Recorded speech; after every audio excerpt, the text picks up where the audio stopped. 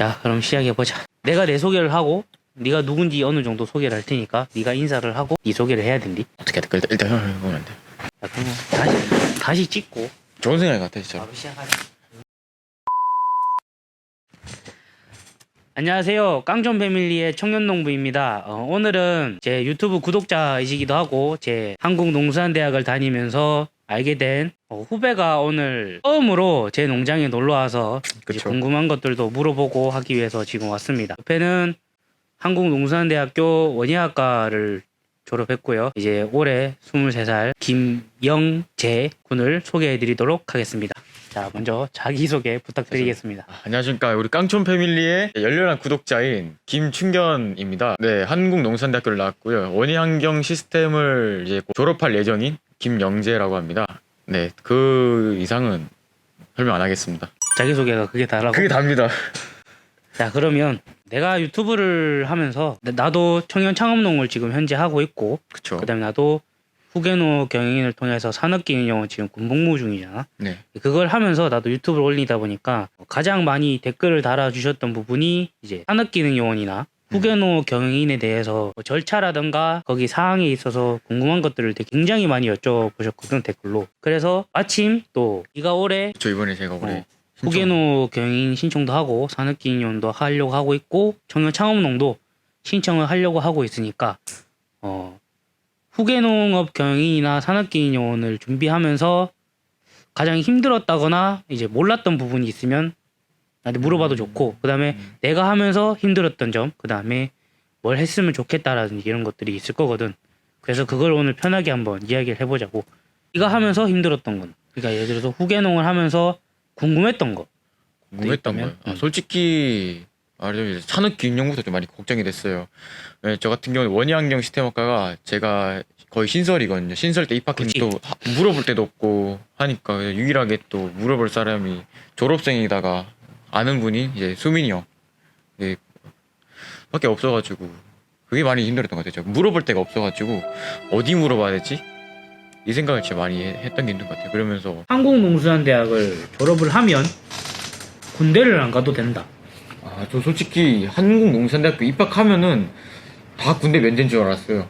그게 아니더라고요. 이게 산업기능요원이 돼야지 된다면 이제 제가 3학년 때 처음 알았어요. 3학년 때. 2학년 때까지는 군대 안 가겠구나 이 생각하다가 나도 그랬지. 나도 몰랐지. 이런 정책들이 있는 거에 대해서. 거의 대부분이 그런 생각하고 올 것 같긴 해요. 저는 막 그렇게 많이 생각했기 때문에. 그러면은 산업기능요원을 반드시 해야지 군대를 안 갈 수 있는 그런 거네요. 방법은. 그렇지. 근데 이제 우리는 졸업을 한과 동시에 의무용농 기간이 6년이 주어지잖아. 그쵸. 그거 하고 산업기능요원을 하게 되면 우리는 지금 군복무 기간이기 때문에 그 의무용농 기간을 위에 기간이거든. 그래서 포함이 안 돼. 그러면은 한국농수산대학교를 졸업하고 의무용농 6년 따로 그리고 군복무를 위한 3년 따로 그렇지. 이렇게 그럼 총 9년 정도를 할 수 있는 9년을 해야 된다는 거지. 9년이나요? 그렇게 되는 거구나. 거기서 좀 더 가면 청년 창업농을 받으면 거기서 추가 3년. 청창농을 받은 3년 정도요? 그럼 총 12년의 의무용농 기간이 주어지는 거지. 총 12년이요? 근데 일단 형이랑 저랑 좀 다르게 했었잖아요. 저도 몰랐었는데 형 같은 경우는 후계농업 경영인 신청한 다음에 산업기능용을 신청하게 됐잖아요. 그렇지. 저 같은 경우는 산업기능용 신청하고 그 다음에 후계농업 신청하는 걸로 하고 있잖아요. 지금은. 그렇지. 근데 형 때는 어땠어요, 그러면? 어땠냐고? 네, 신청하는 형 때는 뭐 신청하는 방법 이런 거 있잖아요. 순서하게. 내가 신청했을 때는 나 때는 말이야. 네요. 건 어쨌든 1년 걸렸다. 1년. 형 같은 경우 후계농업 경영인을 2018년 11월에 신청하고 2019년 그치. 1월쯤에 발표가 난 거고 그 다음에 산업기능용 신청이 6월부터 신청하는 거잖아요. 보통 5월에서. 근데 이게 네. 가장 중요하게 생각을 하셔야 될 부분이 이게 똑같은 지원 사업이고 지침서인데 그 지자체마다 일 처리를 담당자분께서 어떻게 하느냐에 따라 다르기 때문에 가장 중요한 거는 지자체 담당자분하고 가장 친하게 지내는 게 가장 큰 중요한 사항이죠. 왜냐면 한두 번 볼 게 아니고 앞으로 예를 들어 산업기능요원, 청년창업농, 후계노 경영인을 하기 위해서는 사업관리는 다 기술센터에서 관리를 하는 거기 때문에 기술센터 담당자분하고 대화도 많이 하고 이야기를 많이 하는 게 좋지. 결국에는 그 지역마다 다르고 그 지역의 담당자인 기술센터 분들이랑 얘기를 해보는 게 제일 근데 정확하네요. 가장 중요하게 꼭 짚고 넘어가셔야 될 부분들이 다들 산업기능요원이 먼저라고 생각을 하시는 분들이 굉장히 많은데 저도 그랬었어요. 어쨌든 궁극적인 게 산업기능요원이 되기 위해서는 후계노 경영인이 먼저 돼야 되는 거잖아. 후계노 맞아요. 경영인이 되지 않으면 산업기능요원으로서의 군복무 편입을 신청할 수가 없잖아. 맞아요. 그 점을 사람들이 많이 그러니까 모르더라고요. 꼭 아셔야 될 게 후계노 경영인을 선정이 되셔야 산업기능요원으로서 군복무 편입할 대상의 조건이 주어집니다. 무조건. 나도 산업기능요원을 하면서 이제 궁금해하시는 부분들이 제가 지금 하고 있으면서 느낀 게 이제 제가 농사를 짓고 있는 지역을 벗어나면 안 되나요? 아, 맞죠. 저도 라는 그게 좀 질문. 궁금했어요. 그게 가장 중요한 핵심적인 문제긴 하지. 그거는 1년에 저희는 제 같은 경우에는 1년에 15일이라는 휴가 기간이 1년에 15일이요. 주어지고 저는 의성군의 후계노 경인 산업기능요원으로서 군복무를 하고 있기 때문에 의성을 벗어나게 되면 무조건 신청을 하고 나가야 됩니다. 저번에 영상으로 한번 보여드린 적이 있는데 제가 그 표고버섯을 가지고 대구 매천시장에 공판장을 갔을 때 그럴 부분에 있어서는 기획센터 담당자분께 이러한 이유로 잠깐 업무상의 외출을 갔다 와야 된다고 말씀을 드리면 갔다 오신 다음에 그 도매시장 같은 우리 농민들 같은 경우에는 도매시장을 굉장히 자주 가야 돼요. 왜냐면 일이요? 그 예를 들어 수확 시기가 되면 뭐 온라인으로 판매하시는 분들도 있지만 대부분 도매시장으로 납품을 하시는 분들이 되게 많거든. 고정적으로.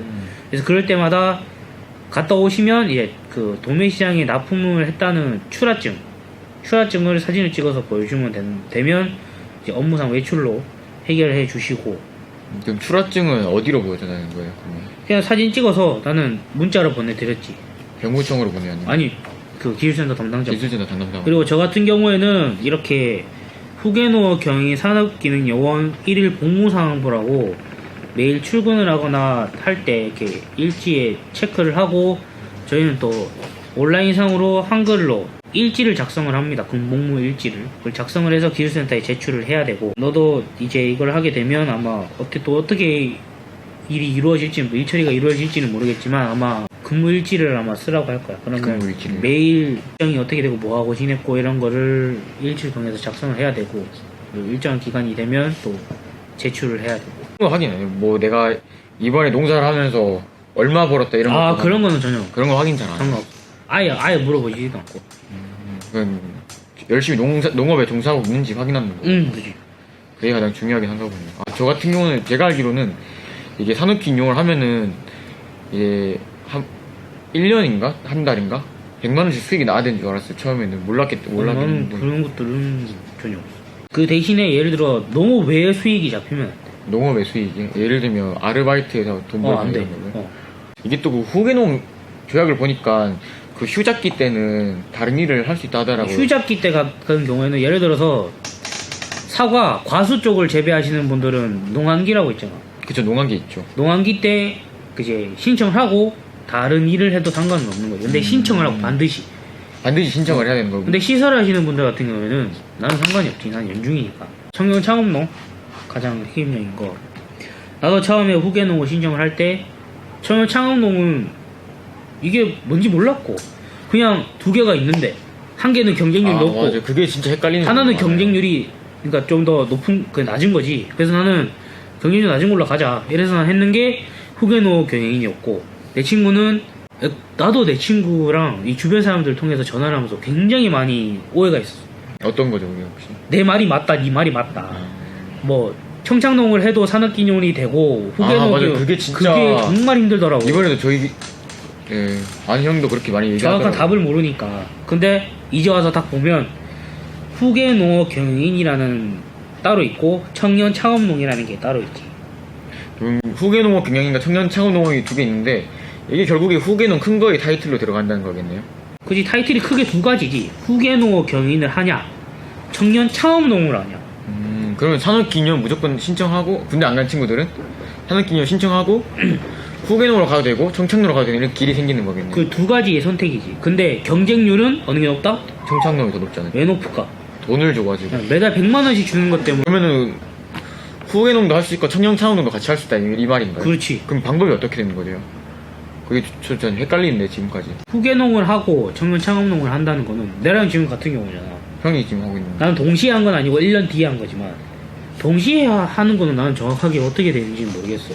왜냐면 여기 지침에도 보면 산업기능요원으로서 복무하는 자에게 우선순위가 주어지거든. 교양제 등록. 아 맞아 경영제 등록은 어떻게? 농업 교양제 등록을 하는데 청년 창업농은 3년 이하 교양제 등록을 돼 있는 분이 있고 그 다음에 독립경영 예정자. 독립경영 예정자요? 그러면 아직 경영체를 등록하지 않아도 할 수 있다는 이거네요? 그렇지. 청년 창업농을 하기 위해서 독립경영 예정자로 신청을 하는 거지. 독립경영 예정자고 말을 그게 뭐냐면 부모님이 농사를 짓고 있으면서 경영체 등록을 분명히 가지고 계실 거야. 그럼 그 밑에 내가 속해 있는 거지. 부모님 경영체 등록 밑에. 그러니까 부모님 경영체 등록 안에 내가 인원으로 속해 있다가 내가 이제 내 스스로 독립적으로 경영을 해보겠습니다라고 하고 내가 경영주가 되는 거지. 그러면 독립경영 예정자. 아, 경영주가 되는 걸로 그러면은. 차는 다 받고 2년 차는 2번만 받고 3년 차는 1번만 받는 거죠. 가장 좋은 거 1년 차. 1년 차가 가장 제일 가장 좋은 좋네요 그러면은. 아 그러면은 후계농을 한 다음에 1년 차 후에 해도 청창농 받을 수 있다 이거네. 경영체가 그러면 나랑 똑같은 경우가 되는 그게 형 케이스로 되는구나. 아. 교육 같은 경우에는 각 시, 군 기술센터에서 하는 교육들은 청년 창업농 그 교육 이수 시간으로 인정을 다 해줘. 그게요? 나 올해 같은 경우에는 스마트 스토어 교육받는 게 48시간이거든. 그거 48시간 인정받고. 올해는 코로나 때문에 100% 인정해줘서 나머지는 온라인으로 교육받고. 근데 이런 교육들을 계속 받아 놓으면 좋은 게 내가 뭐 농민사관학교, 그 다음에 다른 뭐 농업적인 관련 그걸 했을 때 교육 기술 시간을 굉장히 많이 봐. 그만큼 스펙이 쌓인다 이거네요. 그만큼 들었다는 그게 있으니까. 저희처럼 이렇게 사회에 처음 나와서 20대에 이 농업을 한다는 거는 굉장히 다른 어르신분들이 봤을 때는 좋게 볼 수 있고 장하게 생각하실 수는 있지만 그 외에 다른 그런 힘든 점들에 대해서는 감안을 하고 시작을 해야 된다는 거. 그리고 굉장히 많은 경험도 쌓아야 되고 많은 것들도 직접 봐야 되고 알아야 되고 경험을 통해서만 자리를 잡아갈 수 있는 거니까. 나도 면접도 오늘 해봤어. 근데요, 그 교복 입고 면접을 보러 온다는 그 고등학생들을 보니까 진짜 너무 옛날 생각 많이 나요. 정말 생각 많이 나더라. 나도 교복 입고 그 면접 볼 때 당시에 엄청 긴장되고 떨어지면 안 되는데 맞아. 혹시 떨어지면 어떡하지? 정말 오늘은 이렇게 제 대학교 후배이자 저희 유튜브 깡촌 패밀리의 애청자 그쵸, 애청자, 구독자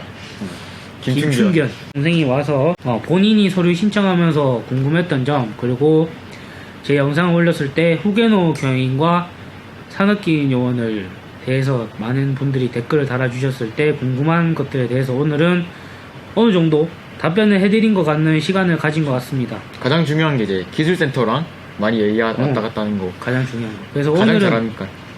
오늘 준비한 영상은 여기서 마치고요. 다음에는 좀 더 새로운 내용을 가지고 찾아오도록 하겠습니다. 지금까지 제 영상을 시청해주셔서 감사합니다. 깡촌! 감사합니다. 강촌!